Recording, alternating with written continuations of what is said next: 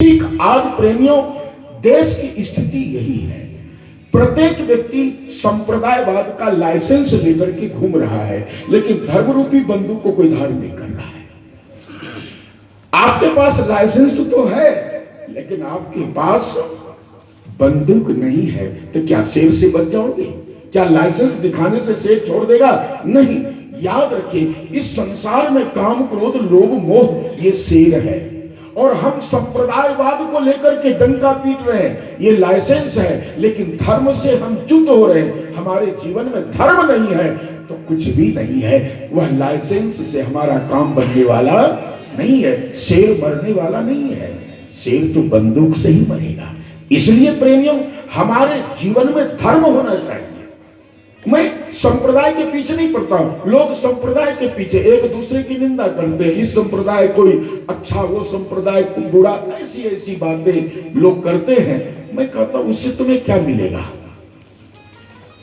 एक दूसरे की निंदा से तुम प्राप्त क्या करोगे? इसलिए सत्य तो यह है कि हमको धर्म रूपी बंदूक धारण करना है कि काम, क्रोध, लोभ, मोह रूपी अगर शेर आ जाए तो मैं उसे उस बंदूक को दिखा करके उसे समाप्त करके अपने जीवन की रक्षा कर लो। यही जीवन का सार है। तो आइए, सर्वप्रथम बद्रीनाथ भगवान की कथा सुनाऊंगा, लेकिन पहले उनकी स्तुति हम लोग गा लें। बहुत सुंदर, सब लोग पर्चा लीजिए, निकालिए, और प्रेमियों इस तरह से शुरू करें। सब गाएंगे साथ साथ में, बहुत आनंद आएगा। पवन मंद सुगंध शीतल, हेम मंदिर शोभितम, निकट गंगा बहत निर्मल, श्री बद्रीनाथ विश्वम्भर, श्री बद्रीनाथ विश्वम्भर, शेष सुमिरन करत निज दिन, धरत ध्यान महेश्वर, वेद ब्रह्मा करत स्तुति, बद्रीनाथ विश्वम्भरं, श्री बद्रीनाथ विश्वम्भरं, मंगल शीतल, हेम मंदिर शोभितं, निकट गंगा बहत निर्मल, श्री बद्रीनाथ विश्वम्भरं, श्री बद्रीनाथ विश्वम्भरं, शक्ति गौरी गणेश शारद नारद मुनि उच्चारणं, योग ध्यान अपार लीला, श्री बद्रीनाथ विश्वम्भरं, श्री बद्रीनाथ विश्वम्भरं, मंद सुगंध शीतल, हेम मंदिर शोभितं, निकट गंगा बहत निर्मल, बद्रीनाथ विश्वम्भरं, श्री बद्रीनाथ विश्वम्भरं, इंद्र चंद्र कुबेर धूलिकर धूप दीप प्रकाशितं, श्री बुद्धि मुनि जन करत जय जय, श्री बद्रीनाथ विश्वम्भरं, श्री बद्रीनाथ विश्वम्भरं, मंद सुगंध शीतल, हेम मंदिर शोभितं, निकट गंगा बहत निर्मल, श्री बद्रीनाथ विश्वम्भरं, श्री बद्रीनाथ विश्वम्भरं, किन्नर करत कौतुक, ज्ञान गंध प्रकाशितं, श्री लक्ष्मी चंद्र दुरारे निसज, श्री बद्रीनाथ विश्वम्भरं, श्री बद्रीनाथ विश्वम्भरं, पवन मंद सुगंध शीतल, हेम मंदिर शोभितं, निकट गंगा बहत निर्मल, श्री बद्रीनाथ विश्वम्भरं, श्री बद्रीनाथ विश्वम्भरं, कैलाश में एक देव निर्जन, शैल शिखर महेश्वरं, राजा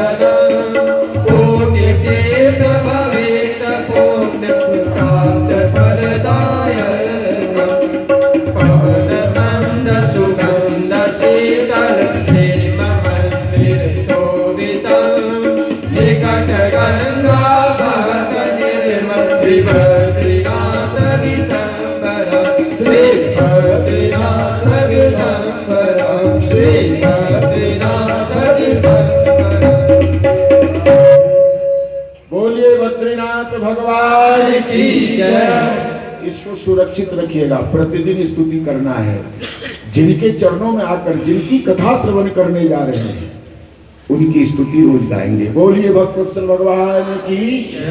तो आइए सर्वप्रथम भगवान श्री बद्रीनाथ कौन है?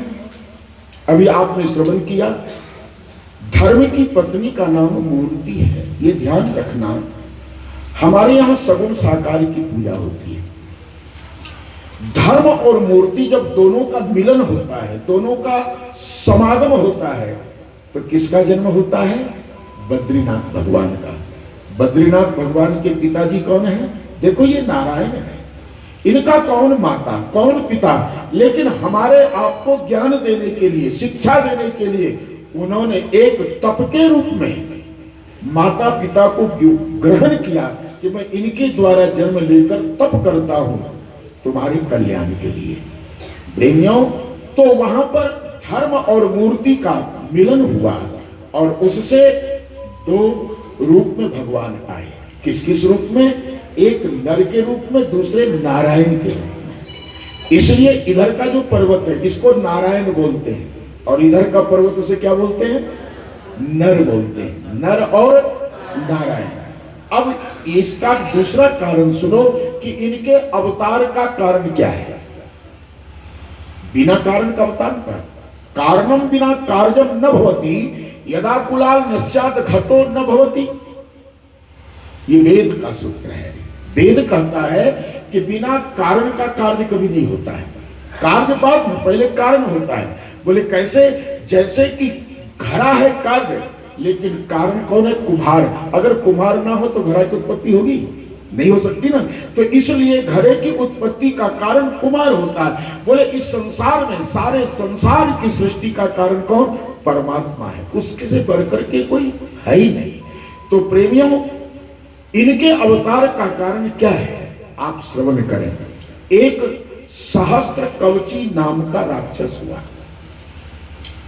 उस सहस्त्र कवची राक्षस ने सूर्य भगवान की आराधना की और उस आराधना में, तपस्या में उसने हजारों वर्ष बिता दिए। बिताने के बाद सूर्य भगवान प्रसन्न हुए और दर्शन दिए। उसने हाथ जोड़ के कहा, जपा कुसुम संकासम कासपेयम महादुतिम तमोरिम सर्व पापग्नम प्रणतोस्मि दिवाकरम। हे सूर्य भगवान, मैं आपको प्रणाम करता हूं, आपने मुझे दर्शन दिया, बड़ी कृपा की। भगवान सूर्य ने कहा, तो वरदान मांगो, क्या चाहते हो? उसने कहा, मैं अमरत्व का वरदान चाहता हूं, मुझे अमर होना है। सूर्य भगवान ने कहा कि मृत्यु तो मेरी भी होती है। याद रखिए, एक मनवंतर जब बदलता है तो इंद्र भी बदल जाते हैं। मनु के साथ सप्त ऋषि बदल जाते हैं, उनके साथ 33 कोट देवता बदल जाते हैं, चंद्रमा बदल जाता है, सूर्य बदल जाता है, पवन बदल जाते हैं, सब बदल जाते हैं।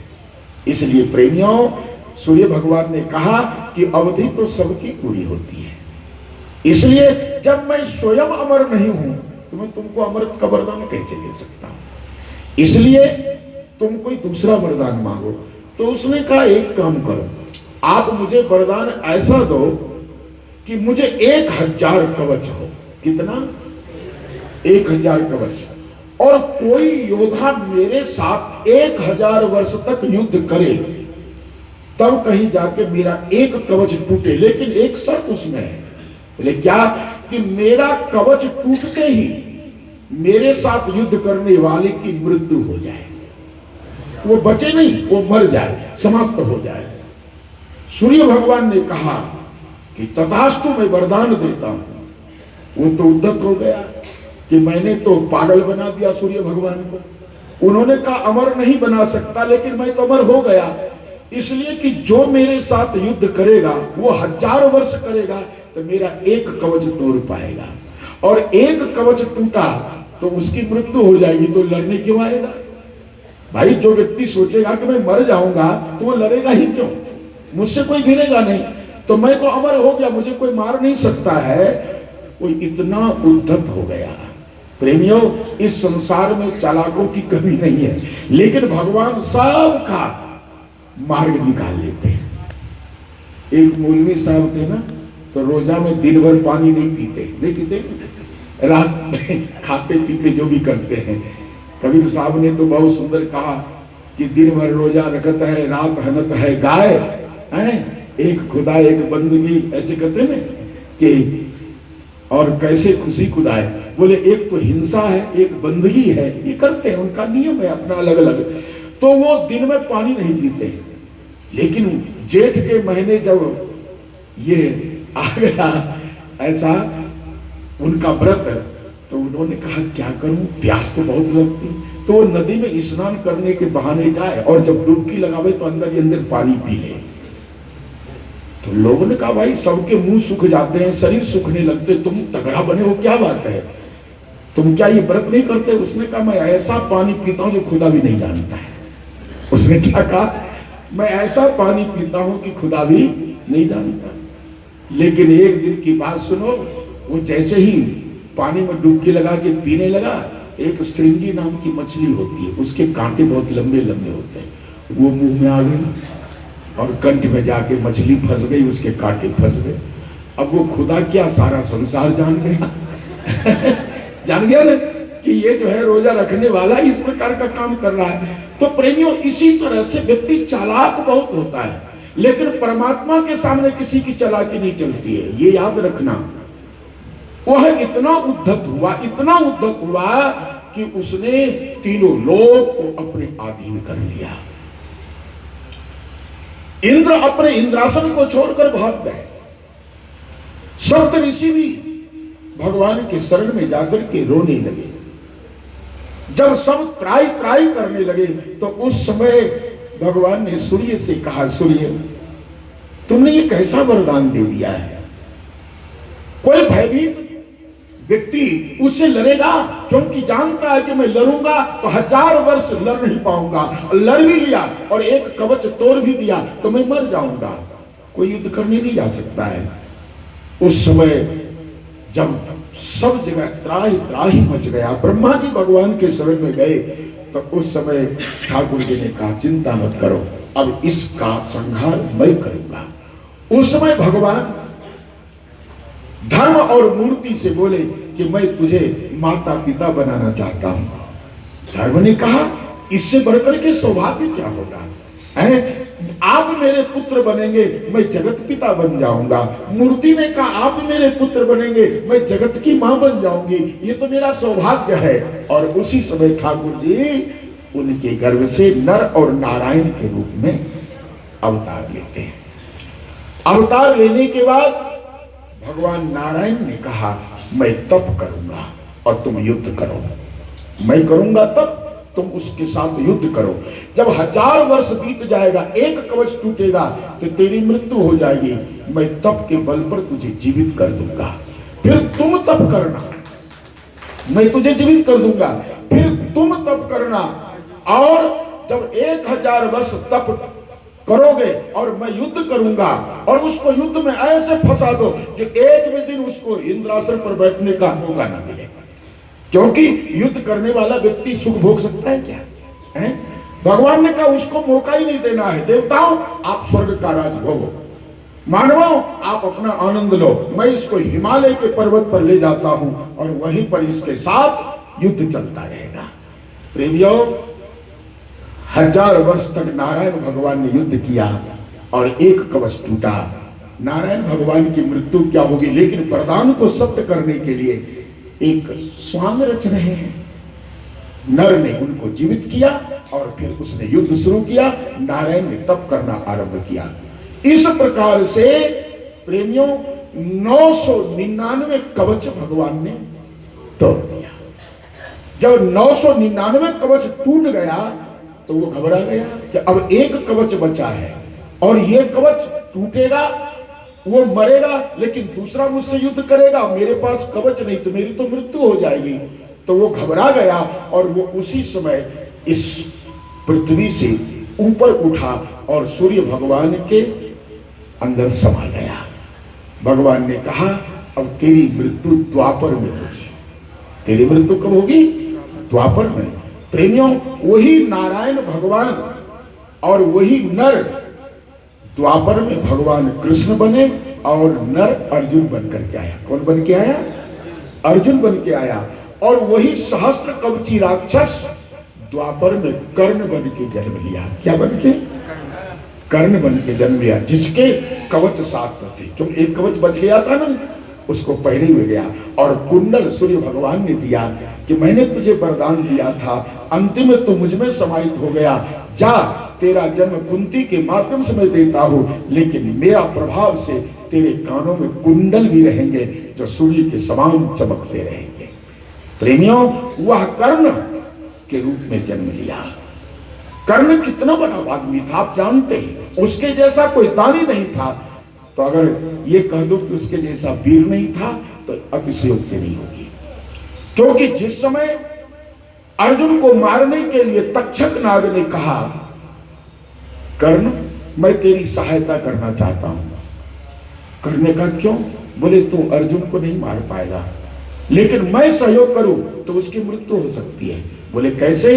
बोले कि मैं तेरे बाण पर बैठ जाता हूं और तुम बाण छोड़ो, मैं उसके पास तेरे बाण के माध्यम से पहुंचूंगा और उसकी मृत्यु हो जाएगी, अर्जुन की मृत्यु हो जाएगी। लेकिन कर्ण कितना पुरुषार्थी व्यक्ति था। उसने कहा, जा रे तक्षक, मैं वीर हूं, कायर नहीं हूं।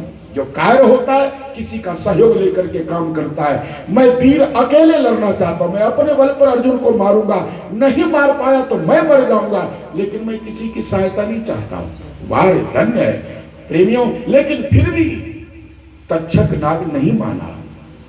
वह कर्ण को पता न चले, गुप्त रूप से जैसे ही अर्जुन को मारने के लिए उसने बाण का अनुसंधान किया तो उसके बाण के नोक पर तक्षक नाग बैठ गया कि मैं कर्ण को, ये अर्जुन को आज समाप्त कर दूंगा। लेकिन जैसे ही बाण उसने चलाया करने, भगवान समझ गए कि ये तक्षक नाग आ रहा है और इससे मेरे अर्जुन की मृत्यु हो जाएगी, मैं क्या करूं। भगवान ने उस समय रथ के पहिए को नीचे धंसा दिया। महाभारत में कथा है ना, सब जानते हैं। रथ का पहिया नीचे धंसते ही अर्जुन का मस्तक नीचे आ गया, लेकिन मुकुट थोड़ा ऊपर रह गया और वह बाण अर्जुन को लगते हुए मुकुट को लगा। जैसे मुकुट में बाण लगा, उसका मुकुट जल करके राख हो गया। मुकुट तो समाप्त हो गया अर्जुन का, लेकिन अर्जुन बच गया।